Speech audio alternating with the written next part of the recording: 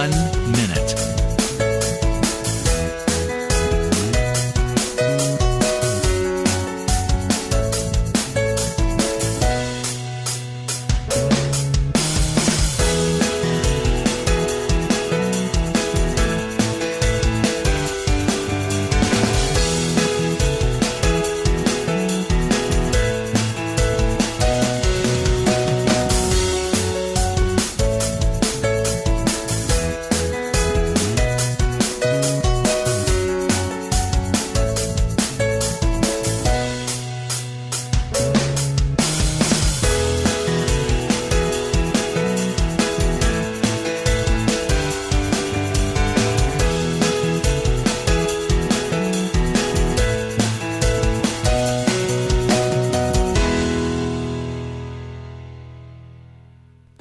Welcome to Lynn Cullen Live at pghcitypaper.com. Email your questions and comments to Lynn at pghcitypaper.com. All righty, and welcome to the program. It is the 22nd, good God, I won't say it, of August. I've seen some leaves turning. What? Yes!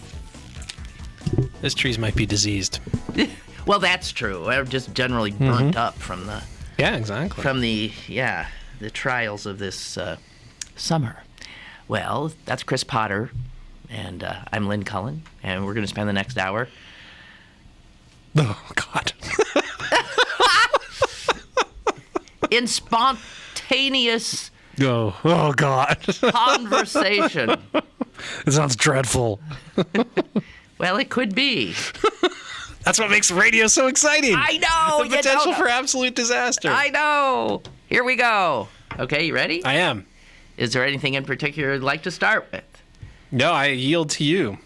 We could talk about transit and Paul Ryan and so many exciting things that. Yeah. Did you didn't go to the Paul Ryan thing? I could not go. I had some interviews scheduled, but our intrepid reporter Amy Jo Brown was there. And apparently it was just a delightful gathering of good-hearted folks. Yes, and who believe this nation is being led to a socialist dystopia.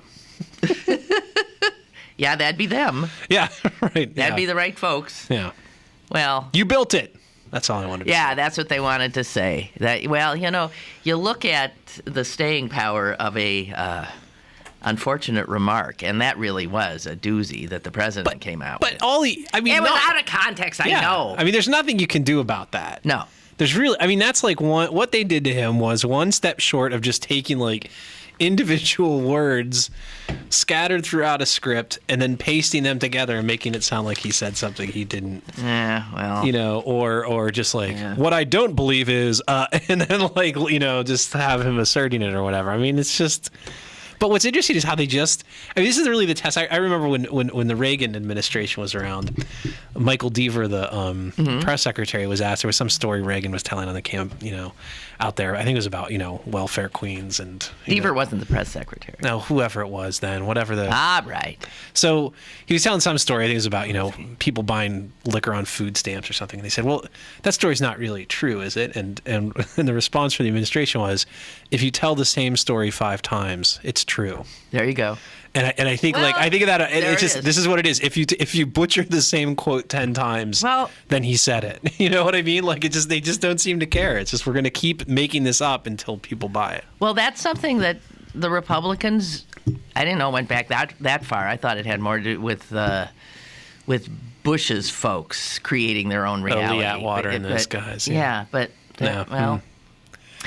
No, it was Reagan. Okay. The spawn of all the bad stuff was Reagan. You have this strange reality, and my sister keeps using the word scary. She's starting to get frightened by these people because she thinks it is actually frightening to live in a country that increasingly seems to be following these people who absolutely will not listen to fact, scorn science, but embrace magical thinking whenever it helps them, and truly embrace it. I mean, you can't even, they're in another universe. And she's terrified by that. And actually, I mean, she's right. I keep myself from thinking too much about it because terror is the result. And they're the ones with the guns, too. And they're the ones with the guns, too. That is true. You know, it's on the one hand, like, I know what you're saying. There was just a thing in, I think, the Harper's Index this past month. The fraction of Republicans who actually believe weapons of mass destruction were in Iraq is like 2/3. 2/3 of Republicans believe that. So that's or more than half believe that Obama is not a Christian. Not a Christian, right? So. Well, so what you got do that you on the do one. if you've got people? I think the flip side of that is countries like that. I don't know that I think that more and more people believe that. I think there's a group of people who believe crazy stuff with increasing intensity. So I don't think there's more people who necessarily believe crazy stuff. I just believe that people who believe crazy stuff are becoming increasingly vocal about it and increasingly assertive about trying to make the rest of us believe it too. And I think that, you know, on the one hand it is scary, but on the other hand, that's what happens when fundamentalists feel their worldview is challenged, and history has shown us that the fundamentalists over the long haul don't Okay, succeed. Case in point, Congressman Akin. Yeah. Okay, so he comes out with this, perfectly reasonable statement that he thought he made. Yeah. Which anyone with a brain listening to is like, what? Legitimate rape? What is he talking about in magical sperm fighters that women deploy and whatever? And then you realize, okay, so you'd say he's a nut. But in fact, he, along with the vice presidential nominee, Paul Ryan, thought to be a very bright man, co-sponsor a bill in which they don't use the term legitimate rape, but they do use the term forcible rape. Right. And 242 Republicans in the House currently co-sponsored that bill.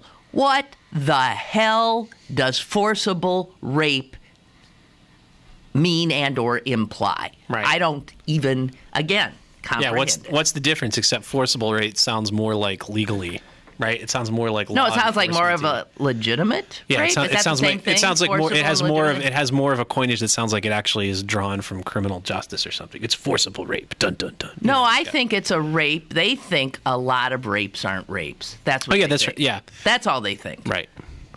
And they think a lot of women claim rape who aren't raped. A lot of women are, I want to say, what's the word? Aid and abet in their rapes, that they're really willing parties. No means yes.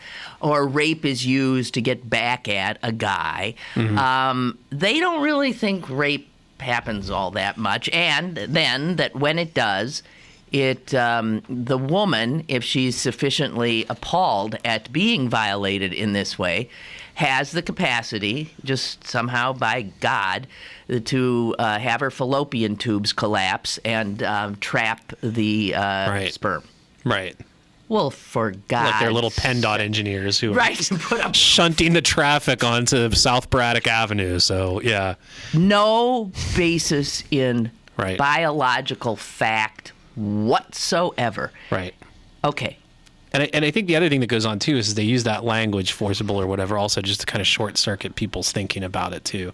I mean, what his big mistake was, he spoke the unspoken promise. Well, that's right. So what I'm saying is they're treating him, and then they all start gasping and saying, oh, what an outrage. I can't even begin to even contemplate what in hell he meant. If only he'd said forcible. Right. But how dare he? How dare you, is, sir? They're outraged that he wasn't smooth enough to cover up what they all believe and or think. And how wondrous and odd it is, and ironic, I guess, that the very same day that Akin takes on his entire party and says, I'm staying in and I'm going to win, which, by the way, he well could. He well could. He well could. The Republicans, soon to be gathering in, we should only hope, hurricane-stricken Charlotte. No, Tampa. Oh, Tampa, right. That's right. Oh, Democrats are Charlotte. Tampa, that, I'm sorry, I was in both. Okay. Charlotte and Tampa just 2 days ago. My condolences to you. Yes, indeed. You have no idea. I have some idea. And their platform, the Republican platform, contains, as it has for, 12, 16, I don't know how many years, that they want a constitutional amendment. The GOP is for a constitutional amendment banning all abortion forever and ever and ever, without any exception, including rape or incest. So, Life of the Mother still, right? Life of the Mother is still in there? Still in there. Oh, yeah. I'm sorry. Oh, Life of the Mother. Yes, once get more halfway measures. Okay. So, don't worry, that'll be gone. Yeah, I'll give that until 2016, right? That's right. So, stop and think about that. The Republican Party stands for if a 14, 15-year-old girl is raped by her father, by her stepbrother, by an uncle, and is impregnated, that she, by law, must carry that child to term. Mm-hmm. And the Republicans believe that that is what is just. Right. Well, I mean, it takes my speech away. Yeah. It does. The whole Akin thing. Don't they have daughters? Well, don't they have? Certainly, their daughters would never be in a position. Well, see, that's what I think. Right. They think their daughters would never be raped. Right. Okay, so this gets down to it. This is why you have legitimate rape and forcible rape. They only think women who asked for it get raped. Right. And then they get all hot and bothered when someone like me or anybody suggests that the Republicans are waging war on women. Right. This whole thing the whole Akin thing reminds me of some of the older heads out there may recall this. A few years back when Strom Thurmond was retiring, and Trent Lott, they have this big, big party for him, right. And they all get up. Strom Thurmond, what a heck of a guy! Gosh, what an elder statesman he's been. And then Trent Lott gets up and says, "I wish he'd been president." And everybody's like, "Oh, you can't say that." You know what I mean? Like, because he said, "Oh, this country would be better off if you're Dixiecrat back in 1948," which was an offensive statement, to be sure. But isn't that the unspoken premise of everybody else in that room? That's correct. That somehow this bigoted slimeball who's sitting at the head of the table is somehow worthy of our respect and admiration. So Trent Lott gets up there and says, like, the one combination of words that tip the game, and that even the one combination of words that embarrasses even Republicans. And so they have to go 10 times that hard at him to distance themselves from that, not despite the fact, but because of the fact that that's what they've been saying all along. It's the same thing. What Akin said has to be pilloried because, not despite the fact, but because it is completely consistent with what they all believe. So it's like the Republican Party is really like a stealth. It's like infiltrators who, who pretend they're like fifth columnists or I mean they aren't who they purport to be. There's this other agenda, and then every once in a while someone forgets and lets it out. I mean, as did Turzai, and it's usually when they're feeling comfortable, right? They're all together, they're all among friends, and somebody and somebody says it, rather lets the real agenda out, and then gets pilloried and lynched by his colleagues. So can I toss sort of the fly in the ointment here as well, which is that if this guy does win in November, Democrats partly have themselves to blame for it. Because Claire McCaskill? Not only is McCaskill kind of obviously a weak candidate, she also did some stuff to try and help throw the primary to him on the theory that he would be the easiest guy for her to beat. Well, I think it generally was believed that was a smart tactic on her part. This is where I differ, though. I mean, I get that politics is Machiavellian, but at a certain point, let's face it, Akin, he's a repeat offender. He said stuff not dissimilar from this before, and it's pretty obvious. The whole point was they thought he was the craziest guy in the bunch, so he was the guy they were going to What they failed to remember is that the crazies double down. Exactly. And so, and there's a part of me that just says, you know what, I get Machiavellian politics. Sometimes I admire it on a sort of, chess, political chess kind of strategy, but at a certain point, No, but here's that the stuff thing. can blow back on Here's you. the If thing. that guy wins, it's a any nightmare. one of those Republicans there were 3 of them, trying to take McCaskill on. Any one of the 3 was going to win, and she looked at the 3 and said, "He's the loose cannon. Let's take him. Let's try to help him because we've got a shot with him. The others are more groomed."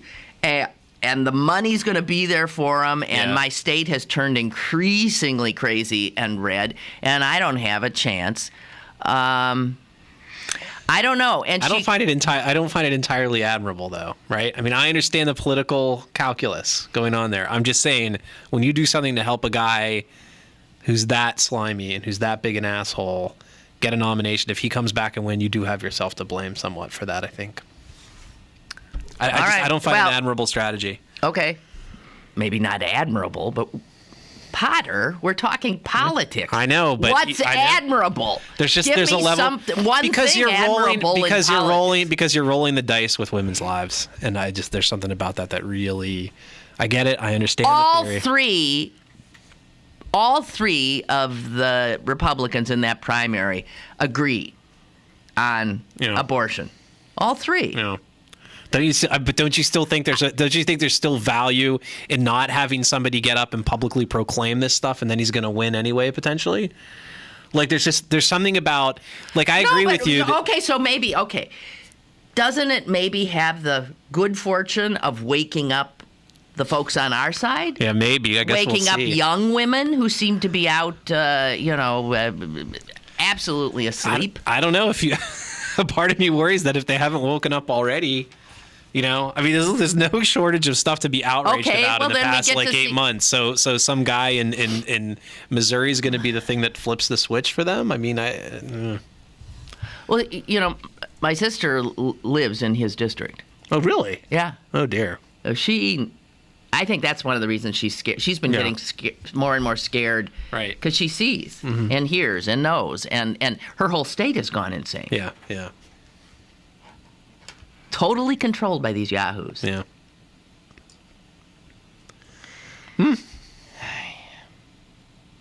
And we start naming the other states that are totally controlled by the yahoos, and it is scary. Yeah. Oh, yeah. All right. Well, is that enough of that? Yeah, I think so. All right, so big story, and I'm sick of being jerked around like this too every year. We're gonna cut your buses, we're gonna you can't get to work. It's gonna be okay every this year. Time's different. Okay, what happened? So it's been staved off yet again. Yes. Yet again, they've come in at the last minute. Right. So, for those who haven't been following this, obviously the Port Authority has been facing serious financial constraints. Severious, thank you. I like that. Oh, yeah. Severious. That's like one of those brilliant, Sarah Palinism kind of thing. Oh, now you're... Yeah. You're getting nasty. That was a little low. Come on, But what did she say? She came up with a word that I thought was wonderful. Well, Bush did misunderestimate it. I remember Misunderestimate was good, but no, she had one, well, if anyone can remember, email. Okay. So anyway, the union that represents drivers and mechanics, the Amalgamated Transit Union, what are they amalgamated? I don't know. I think it's just they had a couple different unions that were for drivers and mechanics, So they signed off on a concessionary contract that saved upwards of $60 million over the next 4 years. And that was sort of the precipitating factor that led to an announcement yesterday, which is that the county will be putting in about, $4.5 million, and then the state will be putting in about $35 million. So when you put all that together, along with some savings from the authority itself, you've got enough to keep that authority running, really for the next at least 4 years, the life of the contract. So, and the chatter yesterday, there was a big press conference, which a couple of us were at. And, you had Barry Schoch, who's the Secretary of Transportation in the state, saying, we've finally got this cost structure in place that's going to be the basis going forward, blah, blah, blah. What's interesting is the state really doesn't know where it's getting most of the money from. They promised it, but they don't know where it is. So Choke is the same guy that was quoted in the paper yesterday saying something like, our roads are crumbling and blah, blah, blah. And there's nothing we could do about it. That's what he said. The quote was, and there's nothing we can do about it. That's the can-do spirit. That is a Republican transportation secretary. Right. The roads are crumbling and there's nothing we can. Why are you looking at me? Yeah. I'm supposed to do something? Right. Isn't that amazing? Yeah. Jesus. We have to trust the Jesus to fill your potholes. You pray. Yeah. I'm sorry. Did I interrupt you? No, not at all. It was a funny quote. Yeah. So anyway, he was there. It was a big love fest yesterday, I can tell you. It's all the politicos congratulating themselves and exactly. Okay, Robert says, and Braddock, as a fellow Pat rider, are you too excited as I am that public transportation in Pittsburgh has been saved for the moment? Only for a year. Well, hopefully it'll be longer than a year. Hopefully, I mean, what the representation was yesterday is this is a 4-year contract, and the state is thereby saying. Well, they're saying something about 2013. You could see more. That's not 4 years later. Right. Well, no, I think that the representation was we are committed to finding this money for 4 years. And, beyond that, if there's some broader transportation bill, things change, blah, blah, blah. Funding from the federal government is always, kind of a question mark. So we'll just kind of have to see how it goes. But we are committed to doing this for the life of this contract. Now, we should say that, there's still some question marks. I mean, the part of the county's source of this, most of the county's contribution to this is $3 million a year. Isn't that from the drink tax? No, that's $1.5 million from the drink tax, which drink up, everybody. We need to raise that a little. And that'll have to get past the county council. I don't think that'll be a problem. And then there's also $3 million from the RAD tax, which is that extra 1% sales tax that we pay. Mm-hmm. And that's a somewhat more interesting. That was a surprise yesterday. Nobody had really heard the RAD tax being tossed around as a public mechanism to use. Yeah, and as for folks who probably know, generally speaking, the RAD tax over its history since the mid '90s has been goes to cultural. It goes to cultural assets. It goes to arts groups, things like that. It goes to the stadiums. Some of it goes to pay for property tax reductions that were passed years ago. But it's never been used for a straight infrastructure kind of project. I expect that there won't be a problem with that, but it is sort of an interesting wrinkle. And what the county executive, Rich Fitzgerald, wants to do is to make that a contractual asset, as they call them, which means every year there will be $3 million. It'll become a thing that just kind of sails through along with support of the stadiums and things like that. So it'll be interesting. The RAD board is at least nominally independent, although 4 of its appointees, it's a 7-person board, and 4 of its appointees are made by the county executive, and several of the board members are campaign contributors to Rich Fitzgerald himself, so I suspect he'll probably have a pretty easy time of it. But there are still, anything can happen in this crazy mixed up world, so... Yeah, he looked particularly happy yesterday. He did. Yeah, I mean, it's absolutely a big win for him, and maybe like the first significant thing of his administration. Well, I think I was looking at the picture. I was thinking, so far I think he's doing okay. Isn't he? He's doing very well. Yeah, I mean, he certainly has shown a willingness to kind of wade into these things. Yeah, I mean, he's been exhibiting leadership qualities. Yeah, I mean, he went in. I mean, the first thing he did was kind of a mixed bag that we talked about a little bit. Was ousting Dixon, Dr. Robert Dixon, as the head of the county health department, which was whatever you want to say about that, it was certainly a willingness to get in there and take the issue on. And we've had people tell us that his office, again, the Port Authority is also nominally an independent board, an agency, but his office is very much involved. Good. In the contract negotiations, especially. Right. So, it's definitely a feather in his cap.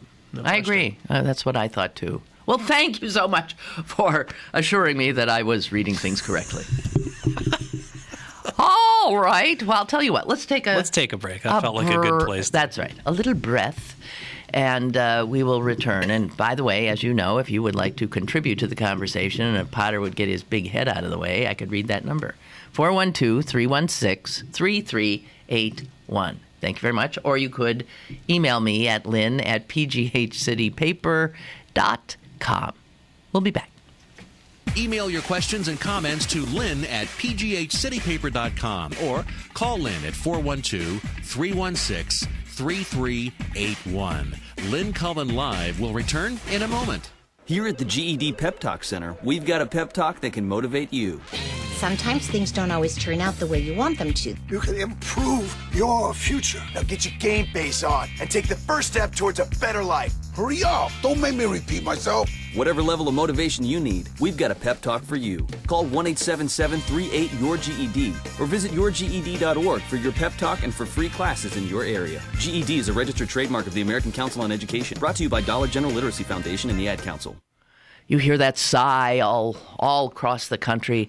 That's a sigh of mothers as their children go back to school. However, that was a cynical thing to say. It's not more of a... Whew. Oh, yeah, wasn't that? That's what I meant. You just sounded, yeah. Okay. I meant, and rather than Okay, so we're not doing good on our what do you call those? What figure of speeches are those? Ahs and whoos. Seriously. Yeah, I can't remember. We don't know? Yeah. Exclamations. I think, Yeah.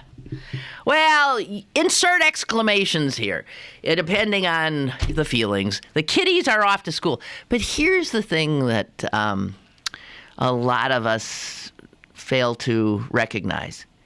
There are a lot of grown-ups who essentially want to go to school too and can't. They want to go because, in fact, they never learned that most basic of skills, reading. And this is what's so sad. Say you're an adult. You want to learn how to read. Maybe you're somebody from a foreign country and you want to learn English. Maybe you're somebody who went through some horrible school system that just kept passing you through even though you couldn't read. And you want to read. You hear there's a Pittsburgh Literacy Council. You go and you say, please help. And they say, okay, we would so love to help you, but we have a waiting list. And the reason they have a waiting list is because it's one-on-one. One-on-one. One volunteer to one person, anxious, eager to read. They need volunteers. And that's what I am appealing to you to think about. You will be totally trained in how to do it. You don't need to be a teacher. Head over to their website, Greater Pittsburgh Literacy Council, GPLC.com. Nope, .org. That's right, .org. GPLC.org. Or call if you want. It's 412-393-7600, 393-7600, and say, I think I want to try maybe to be a volunteer. You can be that sort of equivocal and find out. Their whole idea is open up a life. You could possibly be that person. And one of the volunteers who learned how to help someone learn how to read said that what he didn't figure is that that slogan was about him. That it wasn't that he was opening someone else's life, that it opened his own. So this is a wonderful opportunity, and I'm just passing it on to you. You want to enrich your life? Be a volunteer for the Greater Pittsburgh Literacy Council. Pittsburgh City Paper is now available on your smartphone. Go to citypapermobile.com to read this week's digital issue or search for restaurants, bars, concerts, events, and movies on any portable device. Plus blogs, Lynn Cullen, City Guide, CPTV, and Best of Pittsburgh. Pittsburgh City Paper available at over 1,700 locations throughout western Pennsylvania and on the web at pghcitypaper.com and on your smartphone at citypapermobile.com. Now, it's back to Lynn Cullen Live at pghcitypaper.com. Mm-hmm. Okay, so Maria writes... Maria! This is from Maria from Two Political Junkies. Mm-hmm. This is from their platform. This is the actual words from the Republican platform. Faithful to the self-evident truths enshrined in the Declaration of Independence, we assert the sanctity of human life and affirm that the unborn child has a fundamental individual right to life which cannot be infringed. We support a human life amendment to the Constitution and endorse legislation to make clear that the 14th Amendment's protections apply to unborn children. So, So they can vote? Sorry. No, because there's an age requirement there, which of course could be considered age discrimination. Yes, right, exactly. So I sort of think maybe fetuses, the fetal vote. There we go. Right. We'll have blastocysts coming before the Supreme here's Court. what I want to ask about this. So this begs a lot of questions. For one thing, what constitutes an unborn child? What? You say looking at me? Yes. Is it a full-term fetus? What's an unborn child? Is it what did you say? A blastocyte? Yeah, what is that? just like the little bundle of cells. Is it literally the two-celled sperm and egg? Yeah. That's an unborn child? Yeah, I guess so. Well, I have to tell you, when I was learning English, speaking of literacy, child conjured up an image. Right. It was not an image that I would need an electron microscope to see. Right, yeah. Well, why are you looking at me like that? So what are you saying that even if they put this language in there, it would not resolve? No! What's a child? Yeah. What's human life? Yeah. When does it start? Now these yahoos who don't believe that the earth is warming and believe that women have magical abilities to kill sperm, that somehow. Yes. Yes. Yeah, I mean, you'd have to. They need more precise language, and the very fact that they say the unborn child. This is an excellent point, actually. I didn't know where you were going with it at first, but yeah, because child is itself, it has certain emotional connotations or whatever, but it's vague. So what do they mean? Zygote? I don't think of a zygote as a child. They should say zygote. If they mean zygote, you feed and dress, and a child, you put to sleep, and I mean, I'm sorry, you can't get at the child they're talking about. It's a potential child. Yes.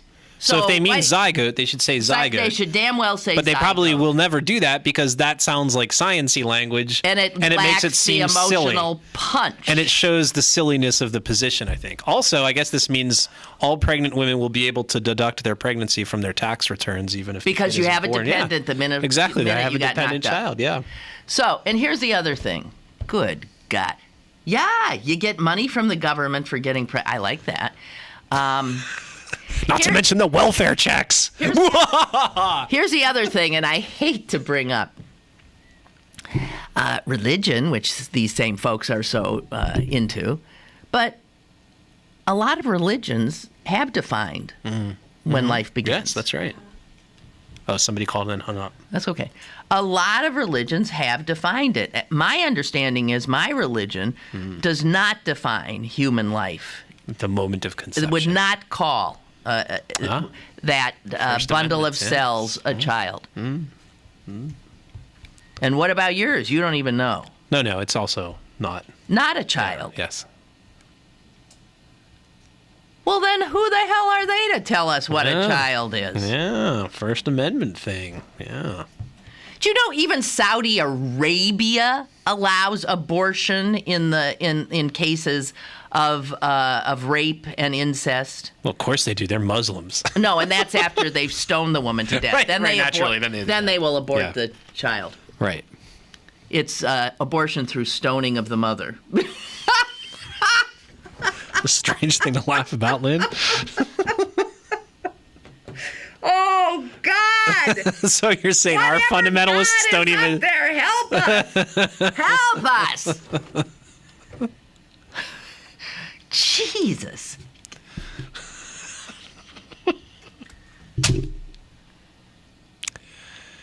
Okay. Yeah. All right. I'm sorry. I'm owed a tax deduction. That's all I know. That was just a cry of pain. Excuse me. And you know, if your religion says that life begins at conception, I respect that. But don't you go taking your religious beliefs and sticking in my Constitution. You agreeing with that? Absolutely. Thank you very much. Amen, sister. We got a call. Hello? Hello, Lynn Cullen. Yes? How you doing? I'm doing fine. Hey, you know what? If these Republicans want women to have babies when they've been raped, then them son of a bitches, they ought to pay for the damn baby until it's graduated from college. It pisses me off. Yeah. They want to tell people what to do. They say they want less government, but their government right in your face. It's disgusting. Thanks a lot. Have a good day. Thank you, and I love your passion. That's a great call. That's true. I didn't even think about that side of it. Yeah, a 14-year-old girl has been raped by her uncle. She gets pregnant. She has destroys her life, destroys her emotionally, destroys her in every way, and she's got to have that rapist's child. Right. And support it. Right. And there's no chance. Let's be honest, because I can already hear and she can't go on welfare because the Republicans, there'll be no governmental aid. Right. No. And there's no way that a convicted rapist is ever going to be able to do the restitution necessary. That's never going to happen, so don't even bother to suggest it, Republicans. Wow. Yeah. That's way too long for me to read at the moment, isn't it? Yeah, we just got an email. It looks like a good one, but you'll have to read it during the break or something. Okay. And I'm sorry. I'm backing up here. Oh, dear God. Here's someone on crumbling infrastructure. The Pennsylvania official said the state can't... Yes! The Pennsylvania official said the state cannot afford to do anything about deteriorating roads. But they can afford to spend millions of dollars to prevent non-existent voter fraud. Yep. And it's the same Barry Shook. It's PennDOT. They're the ones who are administering these IDs, so it's all coming out of that same kettle of funding there. You know, so they do have funding for, to disenfranchise people or make them jump through all kinds of hoops, especially if they're like 96 years old and in a wheelchair, because that's really funny to see those guys try to jump through hoops. Right. You know, did you hear the latest about this, by the way, that the state lawyers are now suggesting to the Supreme Court, you don't need to hear this case in September. October's fine. Yeah. I mean, what's the hurry? You know, and the funny thing about it is, at the same time they're doing that, they're telling when the Department of Justice is asking for, documentation about this because the Department of Justice wants to look at it, the state tells them, go pound sand. We had a Commonwealth Court judge uphold this. So, which first of all isn't true. What the Commonwealth Court judge said is, I'm rejecting your preliminary injunction, which is a whole different standard of review. That's right. You would think an attorney, even an attorney in the Corbett administration, would understand the difference between a ruling on the merits and a request for a preliminary injunction, but put that aside. If your basis for blowing off the federal Department of Justice is our state courts have upheld it, wouldn't you want to give your state court, the highest state court you've got, to weigh in on this thing as quickly as possible to remove all doubt if that's the standard you're setting up? It's just a whole, these guys are just utterly shameless. No, shameless is the word. It always comes up. I mean, when you're grasping around, you're like, blah, blah, blah, blah, blah, shameless. Yeah. It's always the word. Right. Shameless Republicans. Did you see that list that the Washington Post put out the other day about when they had a pollster ask people, okay, give me one word that they asked Republicans, one word that describes Democrats. Traitors. Yes, okay. Was that it, really? No. Oh, okay. But it was, what were the big four? Socialists, yeah. Socialist. The fourth one was, listen, four words, and the fourth one was suck. Hello, caller. We got a caller. Go ahead, caller. Hey, George and Moon. Hi, George. Hey, what do you say, guys? What do you mean? Suck. You guys are fired up this morning. Socialist. Wow. Yeah. I love it. Yeah. What a combination, the electricity from you two. Well, Okay, I want to stick in a couple comments. sure, here. man. Number one is, I've been following this so-called voter reform thing for the last year or so, the states here, and I just harken back to what I remember on where my focus was professionally, and that's in communications and the rollout by the federal government of high definition television. Okay, now you people not to know the details of that, but the United States government, the Department of Commerce and everything like that, wanted to come up with a transition plan to go from old NTSC analog video that over the air from TV stations to high definition TV. Right. Okay, they finally agreed to a standard, and they were going to roll out, and they thought it was only fair to people who had the old sets before the HD sets would come in to give them a monetary thing to go and get a box that they could plug into their old set so they wouldn't be trashing all these TV sets before high-definition TV sets come in. And that was a transition period of about 6 years. Yeah. Okay, and even 8 years for the manufacturers and the TV stations to roll out that service and everything like that. Yes. So I'm thinking the federal government and the Congress had the good wisdom of being fair to consumers to roll out a new television standard, for God's sake. But here is with the most important thing like voting. And the United States Congress has not decided to step into this to roll out a proper method. I mean, okay, if you just grant their argument that it needs reform or something like that, then why don't you pay the bucks for it to take care of people who are going to have a problem with photo IDs or whatever, pay for it, and roll it out over a 3-year period or something like that. Because as Turzai, that's not the point. Well, I mean, look, all I could say, George, is I mean, that's television. Yeah, that's right. Important. This is just voting. Right. But that's there TV. You go. I mean, they had a fair rollout program with changing the over-the-air standard of television, but they don't have a fair standard with a thing like voting, and that's what they should have done.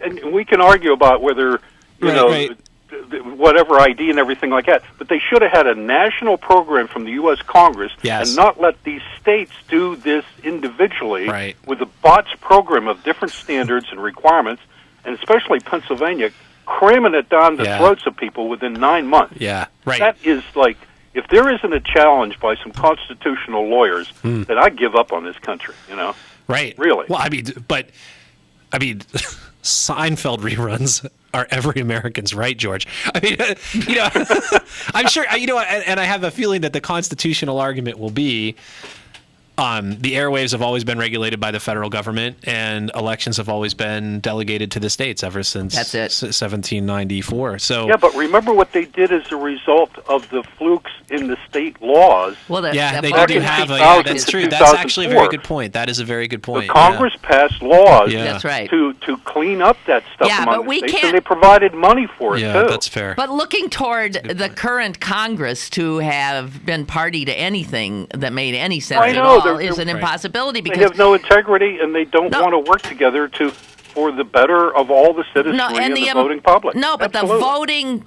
idiot public has continued to populate, especially the House of Representatives, with these knuckle draggers, and you're not right. The Congress is letting these states get away with these heinous laws about voting. Letting them, they're loving it. And they're loving it. Well, I'm just saying. Can I insert one more thing about Paul Ryan's visit to Carnegie? Yes. Yeah. What he said? Yeah. He said, hearkening back to 2008 with Obama, he said that some voters, frustrated voters, cling to their guns or religion. Right. Mm-hmm. And then Ryan said, I'm a Catholic deer hunter, and I'm happy to be clinging to my guns and religion. Right. Now, the guy is a total nitwit now. I mean, he doesn't understand Ayn Rand to begin with. Right. To have his conflicting ideas about her and he's her disavowed her. She's not his girlfriend anymore. Right. But now, he doesn't even understand what Obama was saying back there. He was talking about people who cling to their fundamentalist religion, right, carrying intimidating weapons and using personal weapons as intimidation. Huh. He was not talking about deer hunters. Well, look. So Are you implying with hunting that rifles? Yeah. Are you And implying this that the guy tried Republican to ticket might have... purposely distort. Yes. He was distorting? By saying Obama's that. okay. Oh, George, come on. Tell us something we don't know. No, Great but call, I'm saying though, nobody's yes. pointing that. I don't hear anybody talking about that. Well- Right. That Ryan is distorting this Yeah. of lying hunters. The guy that showed up in Beaver County was carrying a Glock 9mm and clutching his Bible and hanging out at a political rally. What kind of... That's intimidate. That's not a deer hunter, for God's sake, Mr. Ryan. Okay, I said enough. I'm sorry I should Thanks. have... No, it's... Yeah. Okay. Jeez, you accused us of being fired up. Yeah. Yeah. I thought that was a good thing about the TV. But, I was thinking, Catholic, so that's all you need to fire up the crowd that was there. I'm a Catholic, and I love my guns, and I hunt deer. That's it. Then we want you to be the President of the United States. Right. That's it. You're a Catholic, deer-killing gun owner. That's all I need to know. Yeah, exactly. So That's it. Woo-wee! Let's take a break. More is on the way with Lynn Cullen Live. Howard Allen Events returns to Walnut Street in Shadyside. The 15th annual Shadyside, the art festival on Walnut Street, will be held August 25th and 26th, transforming this popular shopping district into an outdoor art gallery with an eclectic mix of the country's top established artists, as well as new and emerging talent. Admission is free and open to the public. Showtimes are Saturday 10 a.m. to 9 p.m. and Sunday 10 a.m. to 5 p.m. For more information, call 412-682-1298 or log on to www.artfestival.com. Get Lynn Cullen Live on your smartphone. Go to citypapermobile.com now for Pittsburgh City Paper's brand new mobile app. Get the latest restaurant reviews, event listings, movie times, and of course, Lynn Cullen Live on your smartphone. citypapermobile.com. You're listening to Lynn Cullen Live at pghcitypaper.com. Once again, here's Lynn Cullen. Sorry, excuse me. Just looking at some cute pictures. Okay, I just want to say this is a little local thing. I just want to get it off my chest. Okay, so the county council is going ahead thinking they're going to name two of our bridges. One after Art Rooney Sr. maybe, and the other David McCullough, the historian. Fine and dandy, but you don't do this till someone's Died. dead. Oh, I don't dead. know. What's the worst that could happen? Yeah. Put a statue of people Up up. and yeah. You know. So to keep pushing this after the Paterno debacle, Yes. what are they thinking? Not that I think McCullough Rooney is dead. You can name a bridge after him. McCullough's a great guy, sweet, wonderful man, and God forbid he'll be dead within the next 20 years. Hold on. God forbid you'll be dying soon. Well, he's in his 80s. I mean, as a historian, he would probably agree that. I think he would. Yeah. What is the rush? Well, a lot of these bridges are falling apart. I know, that's true. Maybe that's the the bridge reason will be they're dead before the guy you named it after. But I mean, you look, Clemente, he was dead. Warhol, he was dead. Rachel Carson also. Rachel Carson, she be dead. You do it after they die. What is wrong with people? I'm sorry. For some reason, that annoys me. Yeah, I can tell. No, I was like, also there's a part of me that's just like, great, now it's, every time they rename a bridge like that, it means like 10 years of confusion. People come from out of town and they're like, how do I get over the north side? And you're like, you take the Clemente Bridge. What's that? yeah. Oh, that'd be the 7th? 9th? 6th, I think. See, this is the other thing. I don't remember. know They what all it look is. the same for Christ's And they sake. all look the same. Those bridges do. They do. 16th Street makes, I mean, I think they were thinking of 16th Street from McCullough, which makes good sense because that's over by the History Center, of course. Right, so. right. And it's got those neat globy Armillary spheres, they're called. Oh, what's it? Armillary spheres, I think. Armillary sphere? Armillary. ARMILLARY, I think. And what does that mean? Spheres. It's just they've got like little. They're like representations of the universe, of the globe. essentially, because they've got not the globe of the universe, because they've got. If you look, they've got the signs of the zodiac around them. What? Oh yeah.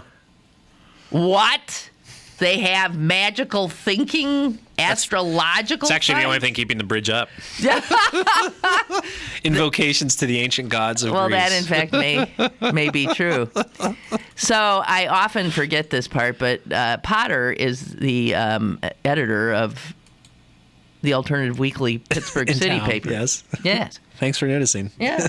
And you've got an issue out We do. today. Yeah, this is And I don't think of your paper as getting into the Steeler stuff, and there it is. It's, you know what, you can't Who'd fight it, be? baby. There it It's is. bigger than both of and us. you know what? This edition will go faster than any other.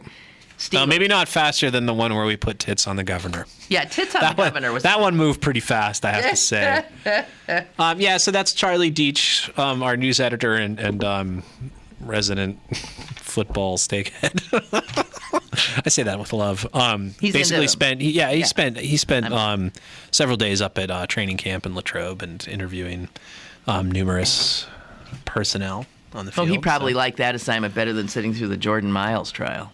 I think it's safe to say he got a little more sun anyway. That's for sure. Did. So so it's good stuff. That piece particularly focuses on the offense, where there just, as people know, so many question marks because of injuries and holdouts and the offensive listen coordinators. to you. Listen to you. No, He doesn't even know. I edited the story. That's why you know a little. Did you recognize any names? Sure, of course. I only stopped. Roethlisberger. Yeah, I only stopped really paying attention last year when we had our kid. So there we go. Oh, is that true? But you have to inculcate the love of Steeler Nation into your child. What? I'm going to teach my kid not to be a joiner. You can't teach that. Yeah, I know. But I'm going to give it my level you best. can't have him be totally clueless about Right, no, you can't. That's sports. True. Yeah, that's true. Because otherwise he'll get beat up and shoved in that's the locker. right. Like his old man very was. much. Right? Yeah, well, it's a family tradition I was hoping to hand down. Be beaten up and shoved in lockers. Actually, there's a story in there which I actually discussed my child a little bit in my column this week. Is that a first? Actually. Yeah, I hardly ever write about myself, but there's a story in the Post-Gazette a few weeks ago about Magee Hospital deciding not to hand out freebies of baby formula. That's correct, yeah. And it was a story that resonated in my household because our child was born at Magee, and we ended up using that formula, and not because we wanted to. But because he got sick. Because he was not getting enough food. And it's about essentially, I understand what Magee was trying to do there. There's a general scientific consensus that breastfeeding is better for your kid than bottle feeding. And I understand they don't want to send a mixed message. But there's a mixed message about breastfeeding that goes well beyond whether you get freebies at the hospital or not. And it's that we supposedly value these things, but we don't do anything really to make it easier for women to do it. If you wanted to really encourage breastfeeding in this society, you'd look to countries where breastfeeding is very popular. And those tend to be countries that have generous benefits when it comes to family leave practices and things like that. So, and they actually, the government comes in, helps nursing mothers, because some children, some infants, and some women have a lot of trouble. We went. And this is in the column. I had to run this by my wife, by the way. So this is all spousally approved. When we were at Magee, we wanted to breastfeed. In fact, we had 3 different lactation consultants come in.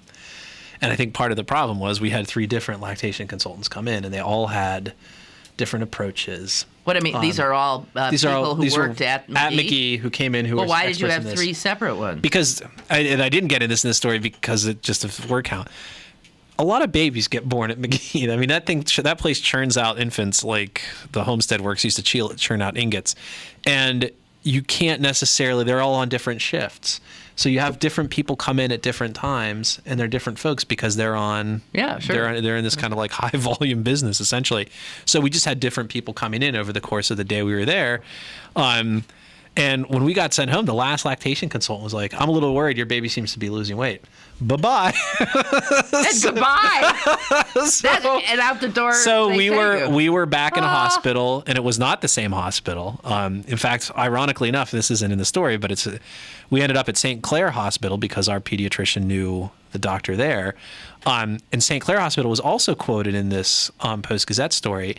St. Clair will continue to offer the freebies on the assumption that women are able to make a decision for themselves.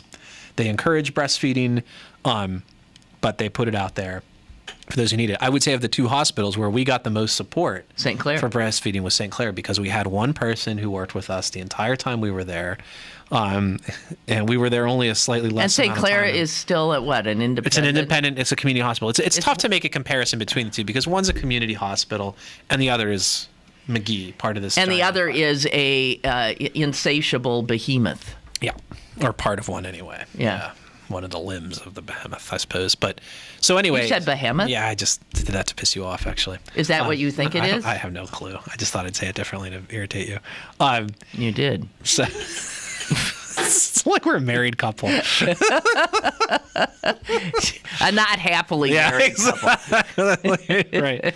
So anyway, it struck me as, the problem with this whole debate about breastfeeding or whatever, and by the way, anybody who thinks there's a mixed message about breastfeeding has not been pregnant for a while, because, it's just drummed in your head to the point where... No, you got to do it. It's just, the only mixed message we got is, if women don't breastfeed, do they deserve pity or contempt? That was essentially the... I still have the stuff that I that I had. But my child was in Bolivia, right? And it was powdered stuff, and it was called Klim, which, if you think about it, KLIM. Yeah, that's milk spelled backwards. Oh, because it sounds like something you expectorate. Yeah. Hello, caller. Hey, Lynn, how are you? Fine. It's Mike, formerly of the Netherlands, now, and Mike from Philadelphia. Oh no! You're back in the country. Did you get deported? Back in the country. Yep. Yeah, well, did you not smoke enough pot or something? Did they kick you out for that? Do you want to? I was there Lynn knows this, I was there for 3.5 years, didn't smoke one joint. I know. See, that's why they got rid of you. What I want. So, are you yearning for the Netherlands?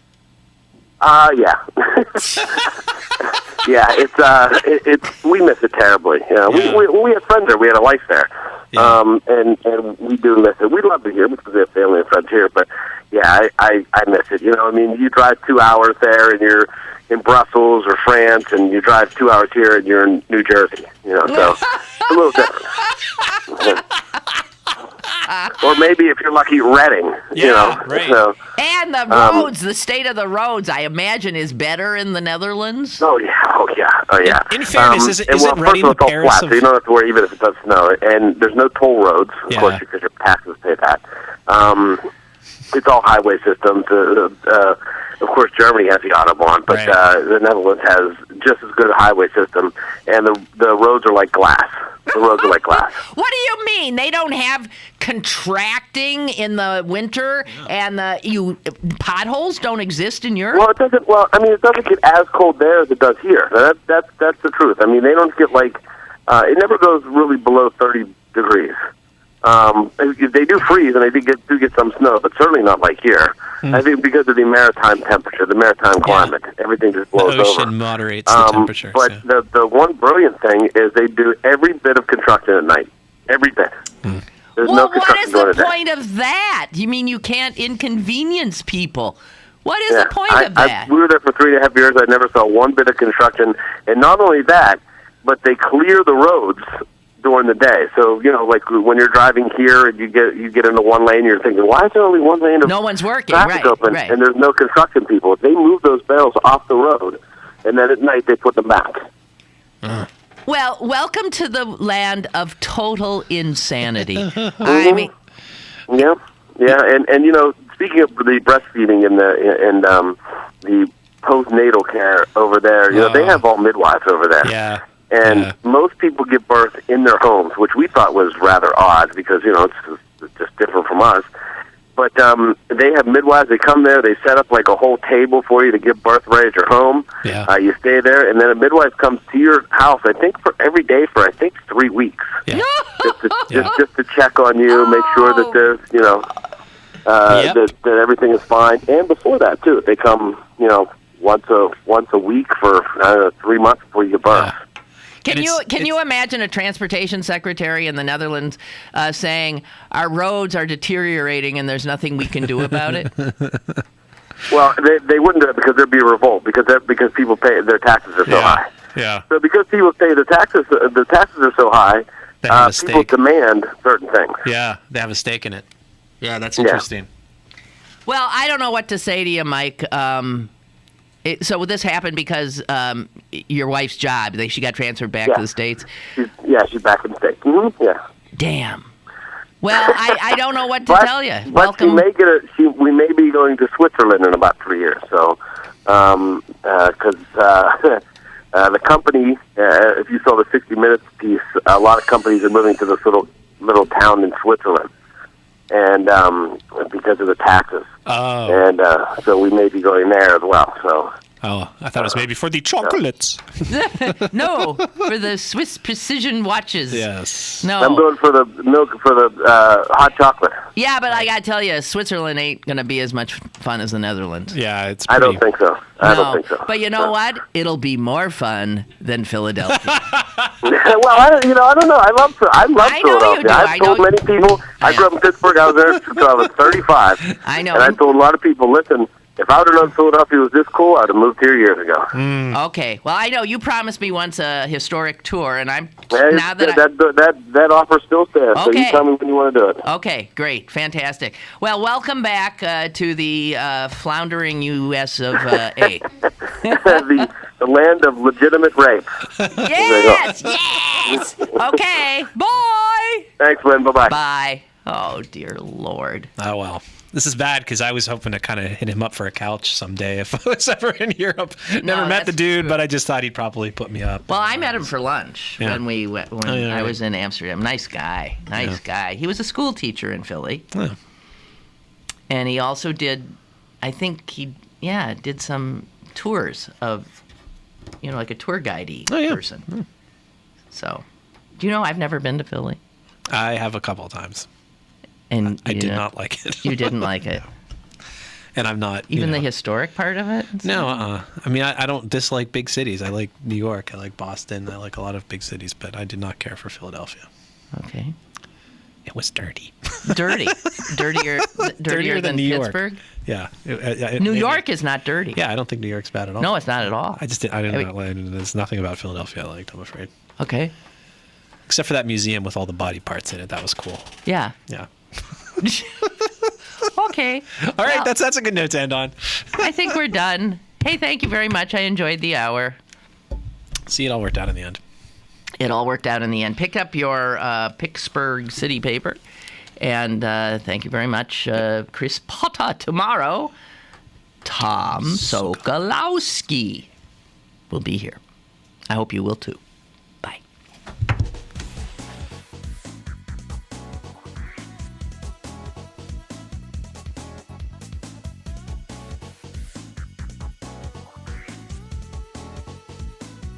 Lynn Cullen Live, Monday through Friday from 10 a.m. to 11 a.m. and archived at pghcitypaper.com.